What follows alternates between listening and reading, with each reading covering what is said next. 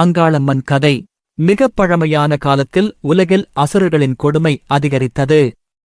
அவர்கள் முனிவர்களையும் நல்லவர்களையும் துன்புறுத்தினர். தேவர்கள் அனைவரும் சிவபெருமானிடம் சென்று காப்பாற்றும்படி வேண்டினர்.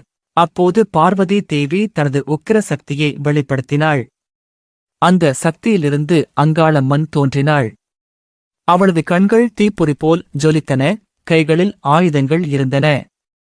தீமையை அழித்து நல்லவர்களைக் காக்கும் சக்தியாக அவள் விளங்கினாள். ஒரு கொடிய அசுரன் பல வரங்களால் அகந்தை கொண்டு உலகை துன்புறுத்தினான். தேவர்களாலும் அவனை வெல்ல முடியவில்லை. அப்போது அங்காளம்மன் போர்க்களத்திற்குச் சென்று அந்த அசுரனுடன் கடுமையாகப் போரிட்டாள். பல நாட்கள் நீண்ட போருக்குப் பிறகு அங்காளம்மன் தனது தெய்வீக சக்தியால் அசுரனை வென்றாள். உலகம் மீண்டும் அமைதியடைந்தது. மக்கள் அனைவரும் அவளை தாயாக வணங்கி, எங்கள் கிராமத்தையும் குடும்பத்தையும் காப்பாற்றும் அம்மா என்று போற்றினர். அதன் பிறகு பல ஊர்களில் அங்காளம்மன் கோவில்கள் அமைக்கப்பட்டன. அம்மன் திருவிழாக்கள் நடத்தப்பட்டு மக்கள் பக்தியுடன் வழிபட்டு வருகிறார்கள்.